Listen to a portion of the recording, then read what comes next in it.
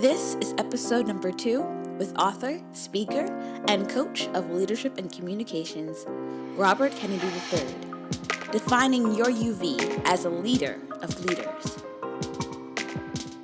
Hi, I'm Gabrielle Jordan, young entrepreneur, #1 best-selling author, international speaker, mentor, and your proud host of the UV Effect podcast, where each week my industry-leading and thought-provoking guests and I will be sharing motivational advice, insightful tips, and inspiring stories that will help you to define your personal and professional unique value and discover the effects it can have on your life and the lives of others.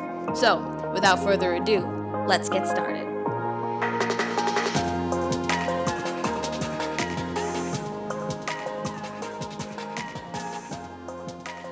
Hello, and welcome to the UV Effect. I am very, very excited to get into this interview with Mr. RK3, which is Robert Kennedy III, and he is with Leap Leadership Mentors. That is his company. He is a speaker, he's a trainer, he's a coach, he's an author on the topics of leadership and communication. He does blogs and podcasts, and he is phenomenal. I've known him for quite some time. I don't know how long I have known him, but I've known him for quite some time. And when we got into the idea of this podcast and wanting to create this and who we wanted to be on the show, who we wanted to interview, Robert Kennedy was definitely on the top of the list because he really knows a lot about leadership and communication as well, because that's his field of expertise. That's what he's been in, and he's been in there for a long time. And he's so knowledgeable. And as you will hear in this podcast, oh my gosh, I was so happy with how this turned out. Just listening to it as I was, kind of going through it, and even in the moment when I was interviewing him, just he's so packed of knowledge, and I definitely would recommend that you get a notepad, something out to start writing and taking some notes, because he talks about so many different things. And then the topic of this podcast, as the title, is leaders of leaders. So defining your UV as a leader of leaders. Because his job as a leadership and communication speaker and coach is he trains other people to be leaders. So he is a leader of leaders. And, he kind of goes into leadership in not the way that everybody thinks, not in the sense of someone that just, is ahead and has followers and just makes decisions and does this, but more so the leader that trains and teaches and helps other people discover what they can do, what they can bring. And I think that's a very powerful type of leader. And this podcast will really help you to kind of define that for yourself. If that fits you, if that fits the kind of leadership trait that you can develop, if that's your kind of person, if that's the kind of leader that you want to be. And he talks about so much more than just, being a leader of leaders. We talk about, of course, the 3 Ps. And how unique value affects that, which is personally, professionally, and on people. And we talk about that in business. We talk about that in leadership. We talk about that even in his family. And we go into some really good conversation and talk about some really deep stuff, which I was really excited about hearing and discussing. And I'm really excited for you guys to hear about it too. So let us get into this interview with Robert Kennedy III.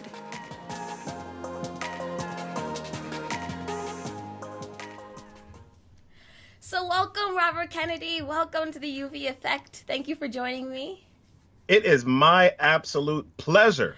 I am really excited to have you on the show and to be interviewing you and talking about leadership and unique value. I think that this is definitely something that's really, really important, and I think we can expound a lot on and talk a lot about, so I'm really excited about getting into it. So without further ado, let's just jump right in. I do want to start by asking about you.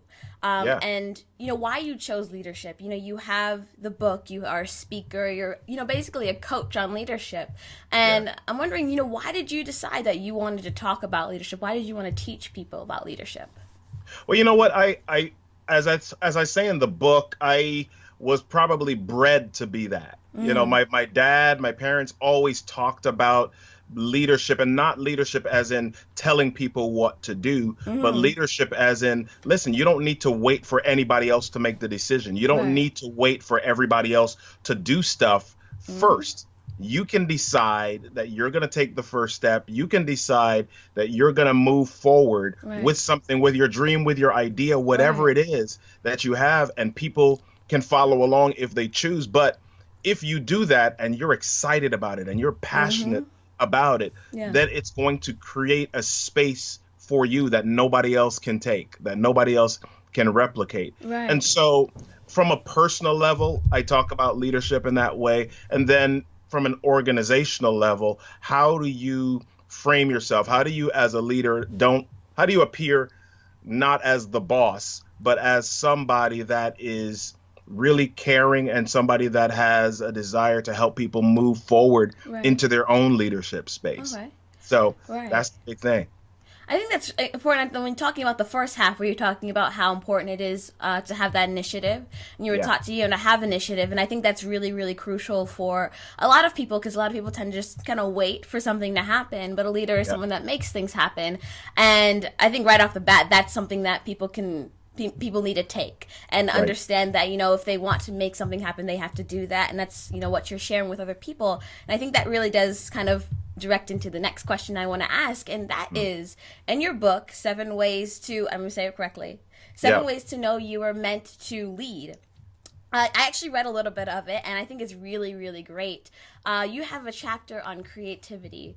That creativity is really something that's really important to me. That I think is really, really crucial, especially in unique value.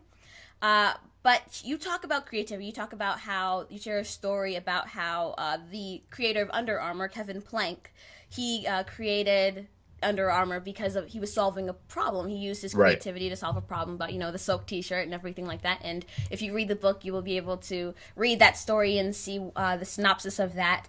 And through that, he started this. He created this product. He solved a problem. He took the initiative for it, and therefore now he's a $3.5 billion net worth. Himself is $3.5 Right. billion, and his company is 2.5, but himself is 3.5, and that's really amazing. And he's a strong leader in the sports and athletic apparel field, which is really, really crazy and wonderful. And so what I mean to say by saying all this is that when it comes to creativity and developing, whether it be a product in business or a design, and you're creating an invention, or you're creating jewelry like myself, it's important to have creativity in order to identify your unique value, what it is that you can bring and offer to the world that's unique and special. But now I'm asking, how can someone use creativity in order to identify their unique value when it comes to their leadership skills? Like, why should someone follow this person? What about this person why someone should follow them, if that makes sense? Right. How can someone define that and understand that? Well, the challenge, and challenge is a great word.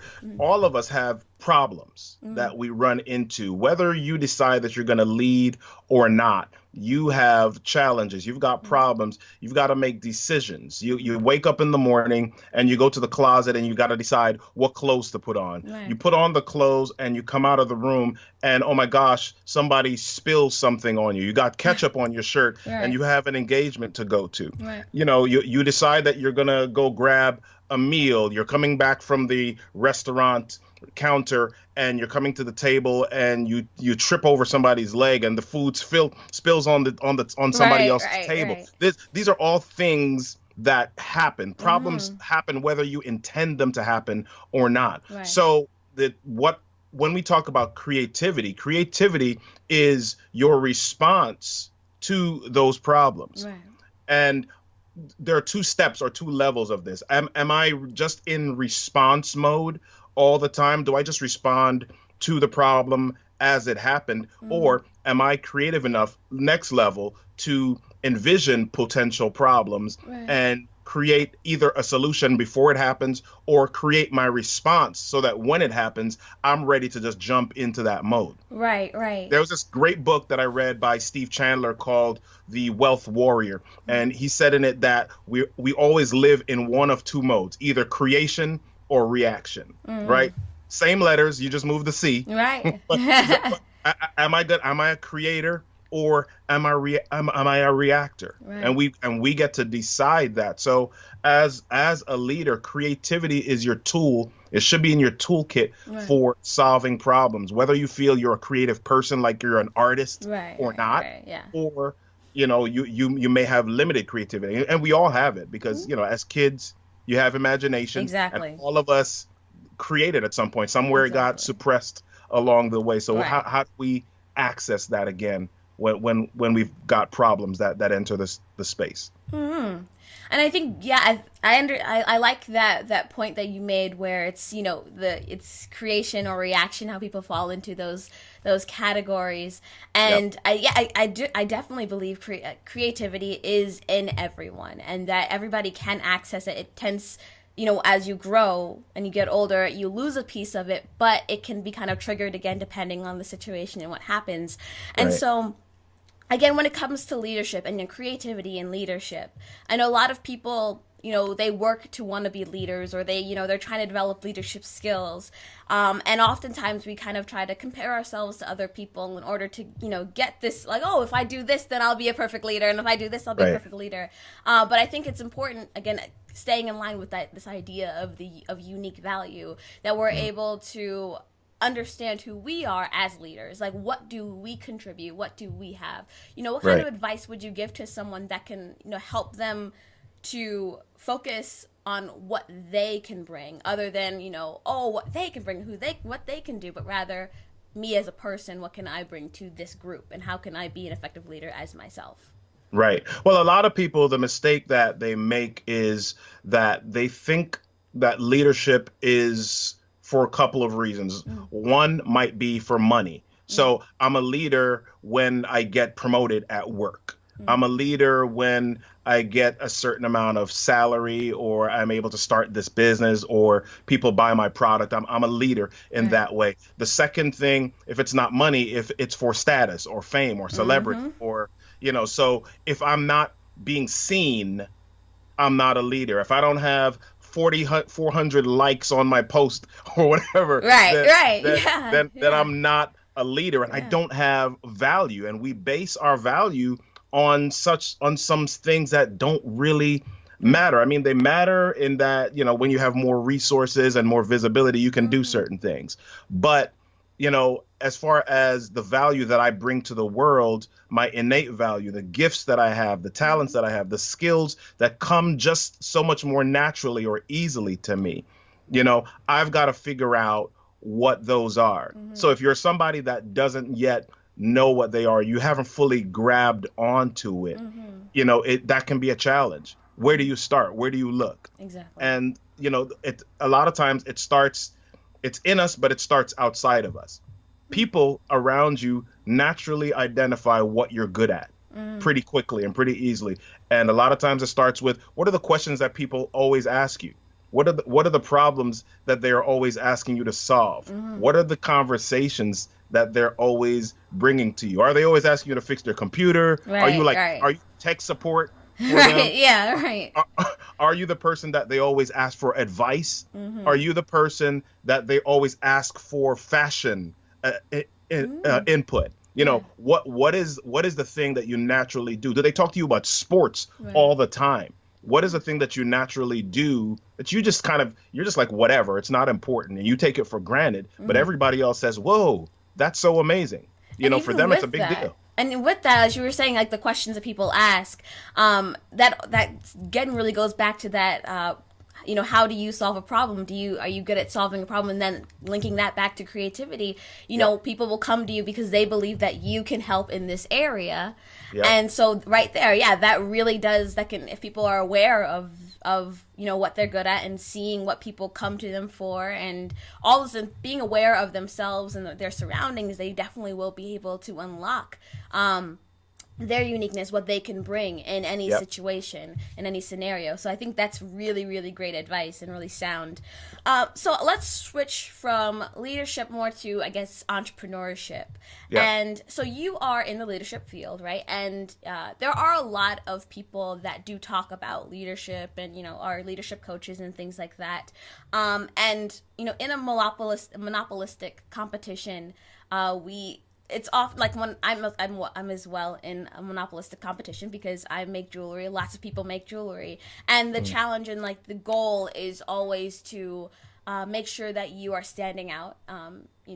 Against your competition, you're standing out. So, what kind of things do you do that allows you to position yourself to your to your clients, future clients, to people, Right. to show that you do, to show them your unique value, to show them that, what you bring is specific to you and that you can't get this somewhere else? So leadership is a really big space. As a matter of fact, if you look at my wall, there's this triangle that I have, and it starts with leadership, and then I've got relationship and communication as the two other ends or the two other angles on the triangle. So for me, what is the space inside of leadership that I can really, I don't want to use the word dominate, but what is the space that I can really bring the most value to? Right. And for me, I'm a speaker. For me, I'm an author, and I've been, doing podcasts. I've been doing things in the communication space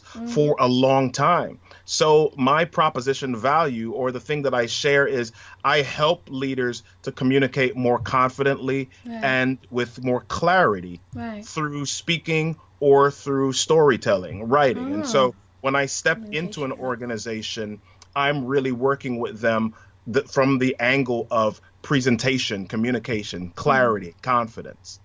So the people that I work with are leaders, or if you don't believe you're a leader, I show you how to access your leadership potential. But where I'm coming from, or the space that I really sit in, is inside of the communication space, and that's my entry point. That's my story. That's my wedge. That's the thing that I open the door with. Right, and I think that it's really crucial what you said, like how you're able to come to this understanding of what it is that that defines you as the the leadership expert in the sense of communication, and that how you got to that point, I think, is very, very crucial. As you said, you have this wall and you have laid out all the different aspects of leadership, and you pinpointed which one you could directly speak to. And for anybody in any field, I think that's really, really key. Being able to see the broad picture, really being very aware that this might be very broad, and pointing out specifically within that world what it is that you can specifically speak to. I think that's really, really great and very sound. And yeah, I think that a lot of, even if it's either visual or it's mental, however it is, people can use that. I think that's really, really good advice, and that could work really well for a lot of people. So now I want to shift over to the focus of people, because again, unique value, the UV effect, is focusing on, you're talking personal, professional, and then you go to people, how you can affect other people. And I think a huge problem that we have now, and I think it's probably always has been, is that people often look outward to figure out what's inward, in the sense of they try to look at what's popular and what's, what everybody loves in order to find who they are and what they can do. And that can be very effective in some sorts, like in business, because, you want to go with trends and things like that. But when it comes to, as a person, who you are and what you can bring in your personal unique value, it's important to be able to identify yourself first, but a lot of people don't do that. You go outward, you try and change and conform yourself to what's out there instead of, who you naturally are as a human being. And so as someone that has been able to develop their unique value, and of course you've done it in business, and, based on how you speak, I feel like people that know their unique value, not just in business, but also personally, they can convey that just by being. You can feel the confidence. That they know who they are. Right. And so, as someone that has been able to identify that, in what ways do you feel like you can kind of, help other people, have some kind of effect on other people, that can make them feel or allow, or even just open their minds to the idea of, understanding themselves before trying to figure out everything else and comparing themselves to everyone else instead of, figuring out who they are first. But do you have, anything that you maybe wish to do that you are doing, even with your kids? What kind of things do you think you can impact in people's lives? Well, that is a really big question. Yeah, It's it huge is. because one of the things that's crazy is that we're talking about unique value, we're talking about understanding ourselves, and we are not taught that, No, like from an early no. age. We're not taught that. And a lot of times, parents tell us how to do certain things. They teach us some of the basics, how to be responsible, how to, be polite, Right. how to be courteous, how to speak, look people in the eye, etc. Right. How to take care of our credit cards or debt. They teach us some of that stuff. Right. And Right. then when you get older, you still got a lot of stuff to figure out. Right. Right. And so one of the things that happens in the process of trying to figure this stuff out, we're kind of looking around at everybody else, and we see something that we like, and we might take it, or we see something else that other people, quote unquote, approve of, and so we say, okay, maybe that'll work for me. Right. And so we put that coat on and we start wearing that. And so what happens is that we put these coats on, and then if it doesn't work, we feel guilty, or we feel like we've wasted time. Right. And we listen to other people, and we listen to their chastising, or they're beating us up about, whether we're real or not. You're not keeping it 100. Right. We hear all of this stuff, and we beat ourselves up. The biggest thing in all of this is that we've got to realize that no one has the one correct 100% answer. And we've got to give ourselves permission to go through the process and go through the journey, and you've got to get in touch with and allow some of the feelings, some of the intuition that you have to speak and drive to say, you know what, this doesn't feel quite right. I want to touch on that moment before you continue, because intuition it's huge in my life. I make sure the decisions that I make are, of course, before I say it, in business, you often are supposed to lead with a lot of, with sound reasoning and, evidence. And yes, that's really, really important. But oftentimes you have the split-second decisions that you have to make, or certain things that you have to do. And you have to use your gut feeling, your intuition, in order to make different decisions. But as you said, you're talking about, not being taught unique value. We're also not taught, to use our intuition, because it's, that you can't see that, you don't know if that's really real. And I think that's really, really key, because your intuition is a piece of you. It's a part of your being. So that if you're able to be in touch with that, you're in touch with a piece of who you are. And I think that's really, really, that's crucial. Is there anything else that you want to add to that? Yeah, I mean, I use the word intuition, but I've got a spiritual base, and I'm a Christian. So for me, the intuition is not only just this esoteric or this out there term. Right.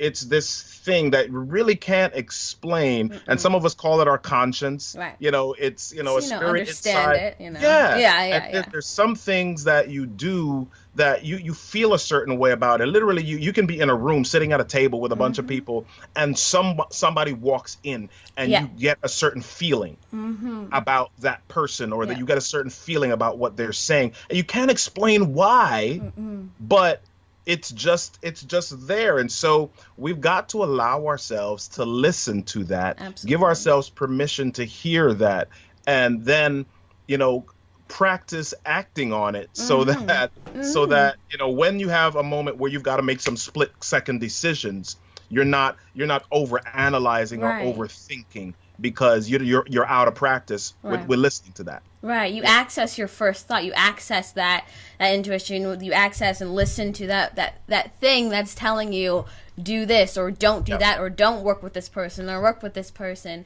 And again, I know we bring it back to entrepreneurship often, because it's easy to kind of link to, and even in professionally, because it's easy to link to. But even in the sense, it really does work personally, whether it's the people that's around you, or the job that you want to work at, or whatever it is really a part of any part of your life. And to be able to have a link to that, and to be very aware of that, and listen to that in everything you do, I definitely think I use that in my life. That is a huge proponent in my life.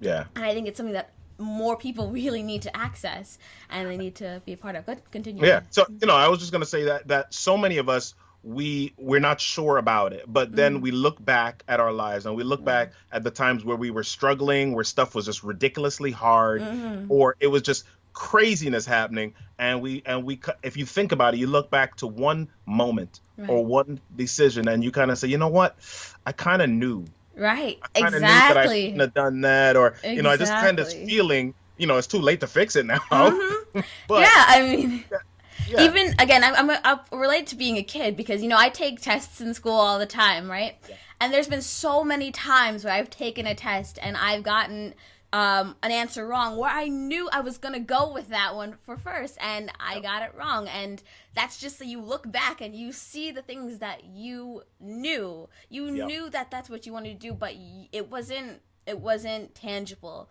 so you didn't listen to it.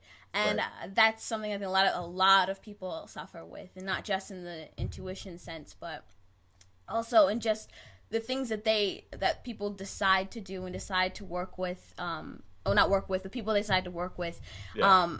I think just so many elements in our lives, we are so focused on tangible rather than what we know inside our minds, but other people, and then going back to unique value, because someone else says this and someone else thinks that, and the majority believes this, we tend to shift over to that world because that's tangible. That's what everybody knows. That's what everybody believes. So let's think that same way as well because that's what we can see. And I think, it's just this mental shift that we have to take on and understand that just because everybody does it doesn't mean it's the right thing. Yeah. The classic jump, you're jumping off if so everybody jumps off a bridge, would you do it too? So, and I do want to ask, a lot of things that you've shared today, amazing. I do have to say that you've shared some really amazing tips and advice and just key links to unique value, and discovering it and identifying that for someone and even being able to define it. Do you share any, the leadership skills? Do you share even some of the things that you talked about today with your kids and, in order to pass on, because I think it's huge that with the actions that we take today, we're, really impacting generations, my generation and so forth and so on. So do you, share this kind of information with your kids as well? I consciously and unconsciously. I mean, I am who I am, and so I share what I know, and I think most parents do. But there definitely are days where I literally sit and I share some different things intentionally. For instance, there was this amazing young entrepreneur named Gabrielle that had some articles, and sometimes what I simply do, instead of talking to my daughter, I'll share an article from Gabrielle about what's happening or what she's up to. My daughter's interested in makeup and creating natural makeup of her own. So doing chemical engineering and cosmetology, something of that nature. So I'll share different things with her. My daughter also, this year, they went to a brand new school. And she's in 8th grade this year, and she is the president of the student council. Now, already she just jumped in that position. So amazing. Check out how that came about. We went to this brand new school, and the school started in August, and then the second week of September, she came and said, "Daddy, they're having elections and I'm thinking about running for vice president." And I said, "Why are you running for vice president?" And she said, "Well, there's not many people running for it, and I think I might be able to win. There are a lot more people running for president, and I think the competition is going to be greater." And so I said, that might be true, but here's something I want you to remember. If you're going to do something, don't do it because of only the possibility, but do the best that you can. Right. Go for the greatest that you can go for. Right. And, if you lose at it or if you fail at it, then you failed going for the greatest thing. Right. And that's okay. Yeah. That's part of the journey. And so she didn't say anything. She didn't even really respond to me. And so I didn't know what she was going to do. And the next day she came back and said, "You know what? I put my name in to run for president." I said, "Okay, cool." So she came home and she was making these little index cards with, "Vote for Brittany" or whatever. And so she went and did her thing at the school, and I go to the school and I'm seeing these big posters these huge posters of other kids Yeah. that are running, vote for me, you know, I'm the bomb, I'm the biz, whatever. Right, And so I come to the car, I'm like, hey, Britt, you got to step up your poster game, girl, Mm-hmm. because look at all these big things. So she says, Dad, I got it. It's okay. And so, you know, I keep She has a on her handle about on this. this. Well, but you know, Daddy's like putting on the pressure. Right, So right. so finally, 2 days before the election, she comes home and I see her on the floor in the basement with this big poster board. She's putting glitter on it or whatever. Mm-hmm. And I'm like, in my mind, like, yeah, she's getting her game on. So the next morning, I take her to school and I come back home, come to my office, come to the basement here, and I see the poster on the ground. And I'm like, oh my gosh, she left her posters. So yeah, at the end of the day, I say something to her and she says, oh yeah, we gave our speeches today. And then a couple of days later, she says, comes to the car. She's like, guess what? I won president. And I'm like, really? What happened? And what'd you do? And she says, I just talk to people. Mm-hmm. And I'm kind of like, knock, knock, who's here, Robert? You know, you're the relationship connector guy, business guy. You should know that. You know, why are you putting in the trust in posters or just things that everybody else is doing? Exactly. She learned about relationships. She learned about some leadership. She learned about connecting with people. And I don't know if I did that consciously, but, you know, maybe just watching the way I go about life. Definitely. I think a huge part of when someone understands their unique value, again, you and the actions that you take, you're conveying that confidence, you're conveying what you know, you're conveying who you are. And for you, you know, you are a leadership and communications expert. That's what you do. And so understanding and knowing that, especially in the communications field, and then being that natural leader you are, you will, like, naturally you'll walk around and you'll talk and you'll do the things, and your kids and she will see that, right? And you know, and that will have, that had a direct effect on her life. And I mean, I think that's why unique value is so important in the overall scheme of things, is that when you can define that for yourself, everything you do, every movement you take, even without it, but even when you know it, you can have a better, a stronger, a more positive effect on people. You know, from your kids to someone, a complete stranger. And from that story, I think, you know, you talked about how she was able to learn about leadership and communication, but she was also really able to learn about unique value there too, because everybody else was doing posters, as you said. Everybody else were doing posters and large things, but all she had was an index card and her speech. And she knew that she could reach people just with her words, and she could reach people just with a little card. She didn't need the big flash and glam. She knew who she was, and she was able to bring that. And that's very powerful for her age.